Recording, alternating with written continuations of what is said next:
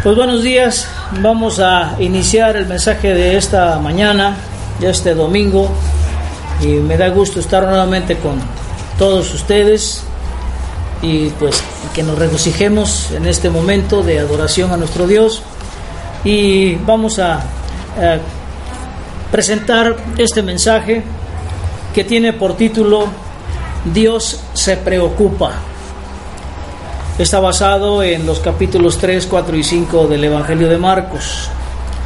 Para aquellas personas que a veces sienten que Dios no está con nosotros, pero en el fondo debemos saber, debemos entender, debemos creer que Dios se preocupa por nosotros más de lo que nosotros pensamos. Y vamos a introducir el tema. Bueno, el rey David, en uno de sus salmos, en el Salmo 139, dijo que nosotros los humanos estamos admirable y maravillosamente hechos, pero no siempre funcionamos de acuerdo con el buen diseño de Dios. Los resultados pueden ser dolorosos. A veces sentimos una gran pérdida cuando nos volvemos menos activos debido a lesiones o debido al envejecimiento. Y nada es más desgarrador ver a un niño herido o terriblemente enfermo, lo cual nos hace preguntarnos ¿por qué Dios permite el sufrimiento? ¿Qué no le importa? Y esas preguntas las hacemos seguido. Aún los cristianos las hacemos. Aún David le preguntó a Dios: ¿y yo por qué, Señor? ¿Sí? Entonces es algo natural de una humanidad caída, de una humanidad que está cosechando los frutos del pecado, de la desobediencia. Y entonces por eso le preguntamos a Dios: ¿qué no te importa mi situación? ¿Que no me amas? Y bueno, ¿o dónde estabas cuando mi familiar murió o cuando yo estuve enfermo, etcétera, ¿no? Pero la Biblia nos consuela y nos da imágenes de la perspectiva de Dios sobre el sufrimiento humano. Vamos a ver hoy algunas imágenes y sintámonos seguros de que nuestro Dios Trino sí le importa y nos invita a compartir ese cuidado con Él. O sea, va más allá, va más allá. La primera imagen que vamos a ver lleva por título: Dios creó la vida llena de vitalidad y de bien. Y bueno, la buena intención de Dios para la humanidad se trata en un libro llamado La Sabiduría de Salomón. Ese libro de la Sabiduría de Salomón, muchas Biblias lo tienen. Es un libro que pertenece al grupo de los libros deuterocanónicos, o los que no están en el canon oficial de la Biblia, ¿sí? Y bueno, pero también fue inspirado por Dios. También Salomón escribió ese libro, aparte del Eclesiastés y aparte del Cantar de los Cantares y todos ellos. Y bien, en el libro de la Sabiduría de Salomón leemos lo que dice: pues Dios no hizo la muerte ni se alegra destruyendo a los seres vivientes. Todo lo creó para que existiera. Lo que el mundo produce es saludable y en ello no hay veneno mortal. La muerte no reina en la tierra porque la justicia es inmortal. Es el capítulo 1 del libro de la Sabiduría, versículos del 13 al 15. Está tomado de la Dios habla hoy. Salomón entendió que Dios creó el cuerpo humano para un desempeño máximo, para rendir a lo máximo, y se dio cuenta que la muerte precedida por la decadencia y el dolor no era el plan de Dios. Él se dio cuenta de eso. Así que Salomón emitió un juicio. Salomón culpó al diablo por estos desafortunados resultados. Leamos, por ejemplo, en el capítulo 2 del libro de la Sabiduría, en los versículos 23 y 24, dice lo siguiente, o escribió Salomón lo siguiente: Dios nos hizo semejantes a Él para que vivamos para siempre. Pero la muerte entró en el mundo por la envidia del diablo, y los que pertenecen al diablo son atrapados por la muerte. Y es una gran verdad. ¿sí? Recuerden que a Adán se le dijo que si desobedecía iba a morir, y murió. Bien, se ha tomado de la traducción al lenguaje actual estos versículos. En vez de escuchar a Dios, Adán y Eva ejercieron la libertad que Él les dio y eligieron escuchar al diablo, que los condujo a una trampa engañosa. Sí, recuerden que Adán y Eva decidieron por sí mismos, ¿sí? Y bueno, les gustó más la campaña del diablo que la de Dios, ¿verdad? Hablando de estas épocas de elecciones, ¿verdad? Bien, esto a su vez hizo que ellos y sus descendientes experimentaran los dolores de la muerte. Dios no tuvo la culpa. Debido a nuestras malas decisiones, vivimos en un mundo que da rienda suelta al mal. A menudo negamos los buenos resultados de las buenas decisiones que tomamos. Por este desafortunado resultado no debemos culpar a Dios. La mayoría de nosotros siempre nos quejamos, pero siempre lo que nos pasa siempre ha sido un resultado de nuestra desobediencia, de nuestro alejamiento de Dios, de no hacerle caso, ¿verdad? Y bueno, pues ahí está. Entonces, Dios creó la vida llena de vitalidad y de bien para vida eterna, no para morir, y eso debe darnos consuelo. A Dios sí le preocupa, como dice el título del mensaje, a Dios sí le preocupa la vida de sus hijos. Por eso nos hizo para ser eternos, o como dice Efesios 1, para ser santos y sin mancha delante de Dios en Cristo. Bien, vamos a la imagen número 2. Se llama Dios reacciona con compasión. Dios reacciona con compasión. ¿Cómo reacciona Dios cuando nuestras malas decisiones causan malos resultados? Imagínense, a ver, que nosotros cometamos una mala decisión, tomemos una mala decisión y que estemos cosechando los resultados. ¿Cómo se siente Dios? ¿Cómo reacciona Dios? Dios nos dice, ¿cosechaste lo que sembraste? ¿Eso nos dice Dios? Aunque esto puede ser cierto a veces, no describe lo que Dios siente por nosotros. Si le dijeras a tu hijo que no baje en bicicleta por una pendiente muy empinada y haciendo caso omiso de tus instrucciones, necio, lo hace y se hiere, ¿qué le diríamos al hijo? Te lo dije, ahora sufrirás las consecuencias. ¿Eso le decimos al hijo? ¿Verdad? Quizás alguien sí lo diga, pero dudo que haga caso omiso de las lecciones del hijo, ¿verdad? Las lesiones, los golpes, las heridas, duelen, ¿sí? Y la mayoría de los padres se apresuran a ayudar a su niño lesionado. Entonces pensamos que Dios haría menos. ¿Cómo reacciona Dios ante una mala decisión de sus hijos? Te tocaba, ¿verdad? ¿Para qué desobedeces? No, si no es Dios. Dios va y nos apapacha, Dios va y nos atiende, ¿sí? Porque también ha puesto algo de Él en los padres de familia. Y si el padre se duele, imagínense Dios, que nos ama tanto. Y más cuando quien sufre es un niño, ¿sí? Bien. Vamos a ver que en el libro de Samuel, en el segundo libro de Samuel, se nos recuerda que David, un hombre valiente, con un corazón tierno como el de Dios, lamentó la muerte de Saúl y de su hijo Jonatán. Aunque Saúl había estado tratando de matar a David, ¿se acuerdan? Saúl se convirtió en un enemigo acérrimo de David, y David siempre lo respetó. David siempre fue un amoroso hermano del que fue ungido rey de Israel, aunque haya cometido sus errores. Recuerden que David fue ungido por Dios porque Saúl no calificó como un verdadero rey. Fíjense lo que dice en 2 Samuel 1 del 23 y el 25 de la Dios habla hoy. Dice, cuando él se lamenta, cuando muere Jonatán y Saúl, dice, Saúl y Jonatán, amados y queridos. Conste que era su enemigo, el que lo quería matar, Pero vean cómo se expresa David. Saúl y Jonatán, amados y queridos, ni en su vida ni en su muerte estuvieron separados. Más veloces eran que las águilas, más fuertes que los leones. cómo han caído los valientes en el campo de batalla.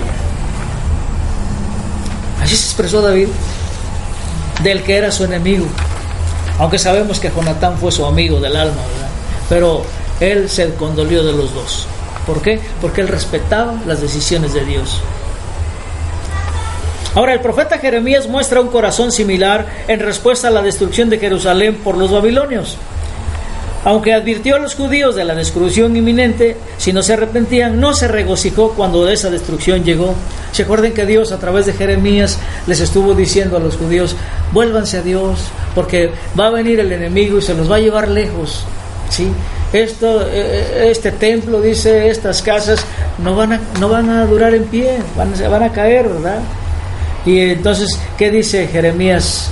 Reflejando el corazón de Dios para su pueblo, Jeremías dijo: el Señor no rechaza para siempre.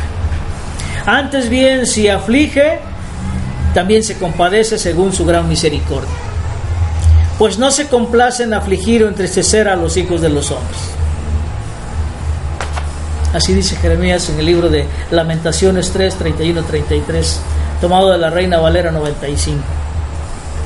Y al permitir la destrucción de Jerusalén, el propósito de Dios no era simplemente afligir dolor para castigar, sino disciplinar para restaurar la relación con Dios que los judíos habían roto. Además de que Jeremías les avisaba de que iba a venir la invasión, también les decía que después iban a regresar. ¿Sí? 70 años pasaron para que regresaran. Eso lo sabemos al leer la historia de la Biblia. Entonces, ¿a Dios no le importa el sufrimiento? Sí, ya lo estamos mirando, esta segunda imagen, que Dios reacciona con compasión, ¿verdad? Claro que sí. Recuerden que allá en el exilio en Babilonia sucedieron muchas cosas donde hubo milagros de Dios. Y uno de los más grandes fue el que utilizó Dios a la reina Esther para salvar a todo el pueblo. ¿Se acuerdan? Y regresaron con Zorobabel, con Nehemías, con Esdras, regresaron a Jerusalén y reconstruyeron el templo. ¿Por qué creen? Porque es una promesa de Dios. Y además ahí es donde llegó Cristo, a esos templos, ¿sí? Bueno, a ese templo que después construyeron. La imagen número 3 se llama Jesús reacciona de la misma manera. Esta imagen está un poquito más grande porque vamos a mostrar el amor tan grande de Dios a través de Jesús. Jesús es el Hijo amado, el Hijo eterno, ¿sí? Papá mostró su corazón de amor y compasión por la humanidad al enviar a su Hijo al mundo como su Salvador. Y recordemos cómo llegó Cristo, ya lo hemos dicho muchas veces, ¿sí? En las condiciones en que nació, en las condiciones en que vivió, siempre señalado, siempre menospreciado, ¿sí? Bien. Jesús es la representación definitiva de la disposición compasiva de Dios hacia la humanidad. Veamos algunos ejemplos de la compasión de Jesús por la gente. Marcos 2, del 1 al 2 dice, de la Reina Valera 60, entró Jesús otra vez en Capernaum después de algunos días y se oyó que estaba en casa, e inmediatamente se juntaron muchos, de manera que ya no cabían ni aún en la puerta, y les predicaba la palabra. Llegó Jesús a su casa. Él vivía en Capernaum. La casa era de él. No sé si propia o rentada, pero ahí vivía en ese tiempo. Y llegó, ¿a qué creen que llegó a casa? A descansar. Y no, toda la gente se le fue encima. ¿Y qué hizo? Los atendió. Los atendió. ¿Por qué? Porque los preocupaba, ¿sí? Recuerden que antes de hacer la multiplicación de los panes y los peces, dijo que le dolió en las entrañas ver a tanta gente sufriendo que parecían ovejas sin pastor, ¿sí? Entonces vean el sentir de Jesús, que es el mismo sentir de Dios, de compasión y de misericordia por la gente, ¿sí? Entonces todavía nos preguntamos, ¿y dónde está Dios en la tragedia? ¿Ah? Bien. Imagínate ir a casa a descansar y tener una multitud en la puerta exigiendo tu tiempo y atención. Luego sabemos que algunos estaban tan decididos a acercarse a Dios, a Jesús, que abrieron un agujero en el techo y bajaron a un amigo paralítico al lado de Jesús. ¿Se acuerdan de esa? Aún llegó a ese grado la gente. Y en vez de ser perturbado, Jesús respondió con compasión y sanó al paralítico. Eso lo sabemos, ¿verdad? En Marcos 2:13 leemos que Jesús salió a encontrarse con otra multitud a la orilla del mar. Unos días después Jesús regresó al mismo lugar junto al mar y a otra multitud. Versículos del 7 al 9. Jesús se fue con sus discípulos a la orilla del lago. Lo seguía mucha gente que había oído hablar de las cosas que él hacía. Era gente de las regiones de Galilea y de Judea, de la ciudad de Jerusalén y de Idumea. Y algunos venían también del otro lado del río Jordán y de los alrededores de las ciudades de Tiro y Sidón. Y como había tanta gente, Jesús les pidió a sus discípulos que prepararan una barca para que la gente no lo apretujara. Atención. ¿Cómo estaba Jesús? Regresó a ese lugar y llegó y encontró con más gente todavía que la primera vez, y así estaba haciendo su ministerio. La situación era caótica y la gente podría haber resultado herida. Sin embargo, Jesús se quedó y ministró a estas personas necesitadas. Más tarde, en una casa, se reunió otra multitud tan grande que Jesús no tuvo tiempo de comer.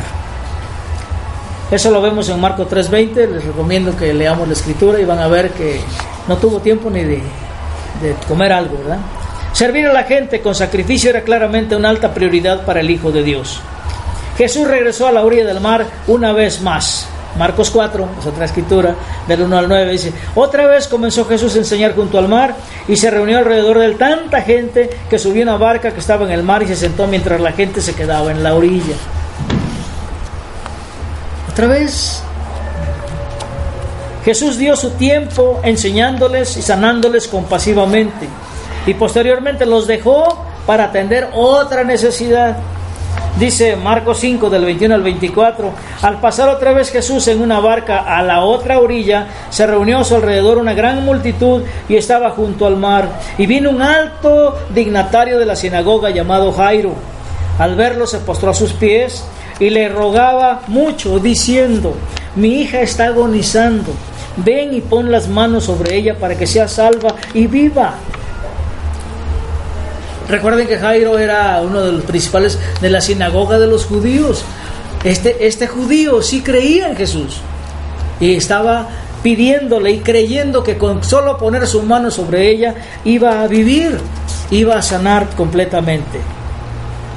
¿Y qué dijo Jesús? ¿Qué dice el versículo 24? Fue pues con él. Cualquier padre se identifica con la preocupación de esto por un hijo gravemente enfermo, ¿cierto? ¿No? A veces dejamos al hijo y nos vamos a buscar al médico, corriendo a ver qué. Aquí vino a buscar a Jesús, ¿verdad? Y con compasión respondió con gracia a Jesús. ¿Por qué? Dice: vamos. Pero en ese caminar iba seguido de toda la gente, ¿verdad? Y pasó otra cosa, ¿se acuerdan? ¿Ya se acuerdan de esta historia? ¿Qué pasó después? Leámoslo. En camino hacia la casa de la niña surgió otra situación lamentable. Versículo 24: y lo seguía una gran multitud y lo apretujaban.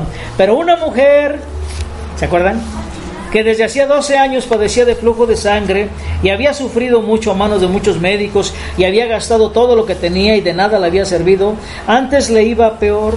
Cuando oyó hablar de Jesús, se acercó por detrás entre la multitud y tocó su manto, porque decía: si toco tan solo su manto, seré salvo. Inmediatamente la fuente de su sangre se secó y sintió en el cuerpo que estaba sana de su azote.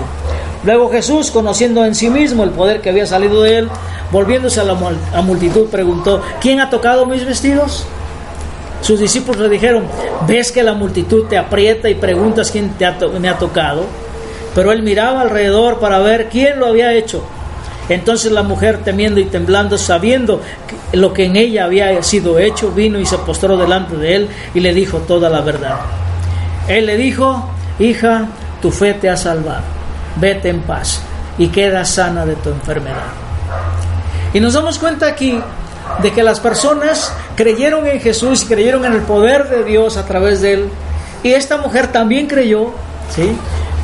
Pero ojo, vamos a la casa de Jairo, que la niña se está muriendo, pero ya se presentó esta situación, ¿verdad? Pero Dios actuó, amó a esa mujer, le dio la salud.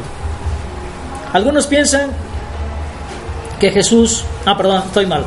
Aunque el camino hacia algo muy importante, Jesús se detuvo y respondió amorosamente a esta mujer necesitada. No solo fue sanada, aprendió una lección importante y se convirtió en un ejemplo de fe en Jesús. Ella creyó por su fe.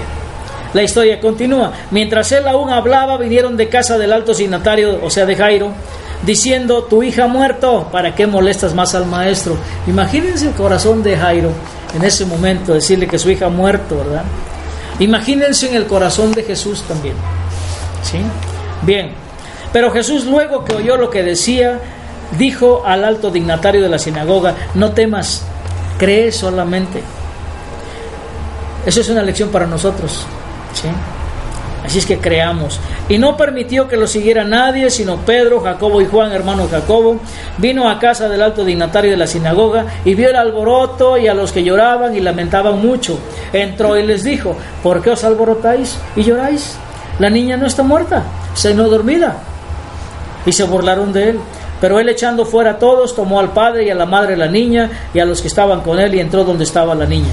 Tomó la mano de la niña y le dijo: Talita cumi, que significa: niña, a ti te digo, levántate. Inmediatamente la niña se levantó y andaba, pues tenía 12 años, y la gente se llenó de asombro.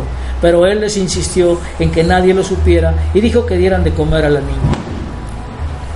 Esto lo sabemos también. Entonces imagínense, Jairo dejó a la niña viva, fue a buscar a Jesús, viene Jesús con él, se le atraviesa a la mujer que estaba enferma, la atiende, le dio tiempo de atenderla con el corazón amoroso que tiene Jesús, y luego llega con que ya murió la niña, y dije: ¿y si no hubiera sido por esta mujer y hubiéramos llegado?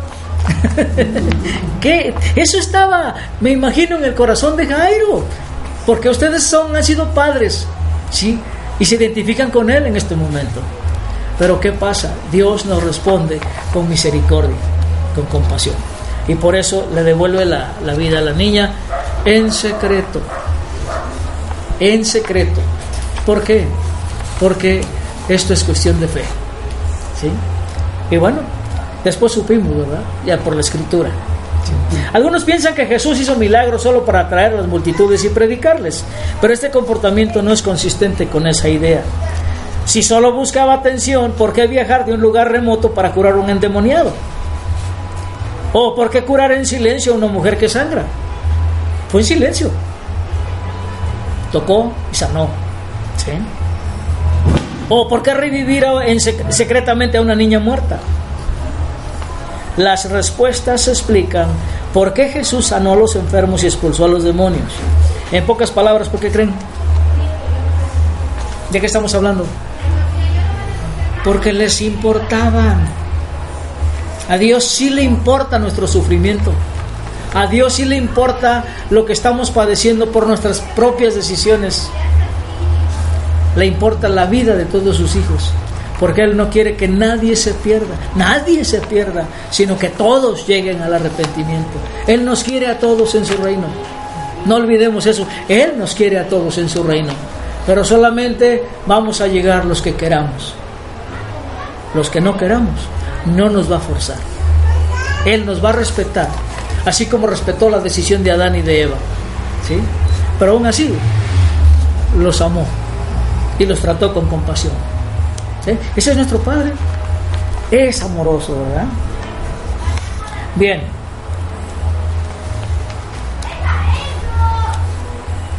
Jesús amaba a la gente sufriendo, que estaba dispuesto a dar de su tiempo y energía y a renunciar a algunas de sus propias necesidades para servirles. ¿Se acuerdan que llegó a querer descansar y pues no, pues órale a trabajar, y después otra vez, si ya tengo hambre, no, pues no voy de comer, pues vamos a trabajar? ¿Por qué? Porque Él las amaba, porque les lo preocupaba, ¿verdad? Al hacerlo estaba mostrando lo que Dios siente por la gente, a pesar de sus defectos y pecados, para aquellos que se sientan indignos. Jesús, enviado por el Padre, entró voluntariamente en la tragedia humana y en la desesperanza, no para condenar, sino para aliviar, para rescatar, liberar, para sanar, para consolar, para salvar. Y hoy es el día de salvación. Este es el tiempo de salvación, hermanos. Así es que debemos acogernos a Él. Debemos agarrarnos de su manto como esta mujer en silencio, ¿verdad? ¿Para qué? para que estemos seguros con Él, porque creemos en Él, porque Él ha vivido nuestra propia vida y por su obra, vida, muerte, resurrección y ascensión, nosotros estamos con Él en su gloria. Esto no hay que olvidarnos. Y para aquellos que aceptan a Jesús y su Evangelio a través de la fe, el resultado es una relación íntima con Padre, a través del Hijo y por el Espíritu. Esta relación ayuda a hacer frente a los males del mundo y vivir en esperanza. Así que viviendo en este mundo ahora, con el Espíritu morando en nosotros, participamos en lo que Jesús continúa haciendo para compartir el amor de Dios con un mundo enfermo por el pecado y por un mundo también necesitado. Nuestro Dios Trino se preocupa por nosotros más de lo que las palabras pueden describir. Sino, ¿qué dice 2 Corintios 8:9? Ya conocen la gracia de nuestro Señor Jesucristo, que aunque era rico, por causa de ustedes se hizo pobre, para que mediante su pobreza ustedes llegaran a ser ricos. Y esta frase de Pablo es rotunda, ¿sí? Es rotunda. Por mí, ¿quién soy yo? Podemos preguntarnos, ¿quién soy yo para que Dios se haga pobre y yo sea rico? ¿Sí? Para que Dios decida entrar en la tragedia humana a través de Jesús como ser humano, para redimirme, para llevarme a su gloria. Hermanos, esto no tiene palabras, esto es digno de una vida de acción de gracias, una vida llena de alabanza, una vida totalmente llena del amor de Dios para con los demás y para Él mismo. Recordemos el gran mandamiento: amarás al Señor tu Dios con todo tu ser, corazón, mente, cuerpo, fuerza, todo, ¿sí? Entonces, ese es nuestro trabajo. El Hijo Eterno de Dios, por la encarnación, se despojó de tremendas riquezas. Lo hizo para sanar de raíz el problema de la humanidad por medio de su sacrificio expiatorio. Y durante su ministerio terrenal actuó con compasión para aliviar el sufrimiento de las vidas de las personas que encontró. Y desde su ascensión continúa su obra de compasión, intercediendo por toda la humanidad. Él es nuestro sumo sacerdote, recordemos eso, y Él, lo que le pidamos, nos lo va a conceder. ¿Le importamos? Sí. La cuarta imagen: la iglesia participa. Dios participa, Jesús participa, la iglesia participa, porque recuerden que la iglesia es el cuerpo de Cristo. El Señor Jesús ascendido, a través del ministerio del Espíritu Santo, llama y capacita a la iglesia para participar con Él en su ministerio de compasión e intersección. Y debemos ser como Cristo. Y si Él sintió compasión por la gente, ¿qué debemos sentir nosotros por la gente? Compasión. Porque todos necesitamos de que alguien se preocupe por nosotros. 2 Corintios 8, del 10 al 11, en la Nueva Versión Internacional dice: aquí va mi consejo sobre lo que les conviene en este asunto. El año pasado ustedes fueron los primeros, no solo en dar, sino también en querer hacerlo. Lleven ahora a feliz término la obra para que según sus posibilidades cumplan con lo que de buena gana propusieron. Esa es una historia en donde recuerden que Pablo les pidió a los de Corinto, a los de Éfeso, que hicieran una colecta para los hermanos de la iglesia en Jerusalén. ¿Se acuerdan? Porque estaban en la pobreza. Y ellos decidieron, los corintios decidieron ser los primeros en dar y empezaron a juntar todo ahí mismo en la iglesia, a juntar para que llegara el momento en que mandarlo. Y Pablo fue y les mandó a gente que lo recogiera para llevarlo él mismo a Jerusalén, ¿sí? Y les dijo, ya para ir a recoger la ofrenda, les dijo esto, ¿no? Lleven a feliz término su obra según sus posibilidades y cumplan lo que de buena gana propusieron. La iglesia participa en la necesidad de los hermanos, ¿sí? Eso es importantísimo. Pablo habla del apoyo financiero que los miembros de la iglesia en Corinto estaban dando para ayudar a la gente pobre, incluyendo los miembros de la iglesia en Judea.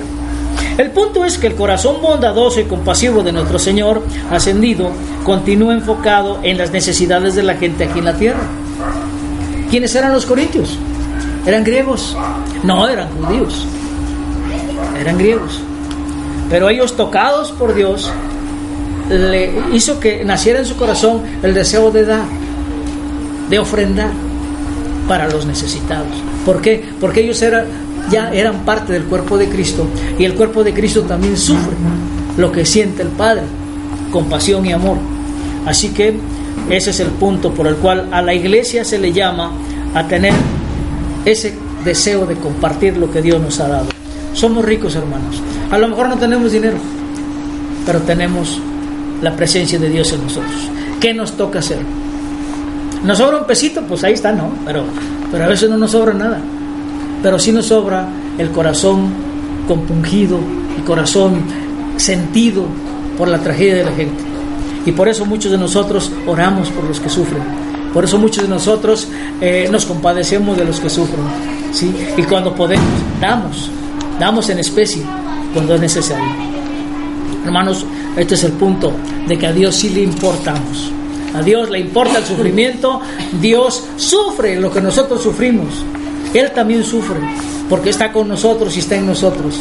No se nos olvide eso. Vamos a concluir el tema. Aquellos que piensan que Dios no mira con compasión y amor a la gente en su estado caído y enfermo de pecado, están tristemente mal informados. ¿Ah? Dios se preocupa más por nosotros de lo que podemos comprender jamás. Se preocupa más por nosotros de lo que nosotros nos preocupamos por nosotros mismos. A veces nos descuidamos. Cuando la gente sufre, aún como resultado de su propio pecado, esto no es obra de Dios. ¿Ya lo recordamos? ¿Sí? En vez de causar nuestro sufrimiento, Dios se compadece de quienes sufren y se aflige con ellos, aún sin quitarles la libertad de tomar decisiones, incluyendo las malas que causan sufrimiento. Debido a la preocupación del Padre por nosotros, envió a Jesús, quien entró en la miseria humana y sufrió con nosotros, y envió al Espíritu como abogado para estar en nosotros ahora y para siempre. Eso es digno de dar gracias. El plan de Dios es liberar completamente a la humanidad de sus problemas en un cielo nuevo y una tierra nueva. Desde ahora hasta la llegada de la plenitud de su reino, Dios ofrece ayuda, alivio y liberación a los que confían en Él. Y al experimentar su gracia y misericordia, somos invitados, inspirados y animados a compartirla con otros necesitados. Hermanos, que nuestro motor, nuestra motivación sea amar a nuestros semejantes, así como nosotros debemos ser amados por nosotros mismos, porque Dios nos ama de una manera increíble, y no nos olvidemos que a Él sí le importamos. Damos gracias, bendito Dios, te damos gracias, Señor, por enseñarnos esta realidad tuya y por darnos esperanza y darnos seguridad de que no estamos solos, de que tú estás con nosotros, de que no estamos caídos, sino que tú nos has levantado ya, Señor, y gracias por ello. Ahora te pedimos que nos des un corazón sensible a la miseria de este mundo para poder dar a los que necesitan de todo lo que tú nos has dado. En el nombre de Cristo nos ponemos en tus manos y que se haga tu voluntad en nuestras vidas. Amén.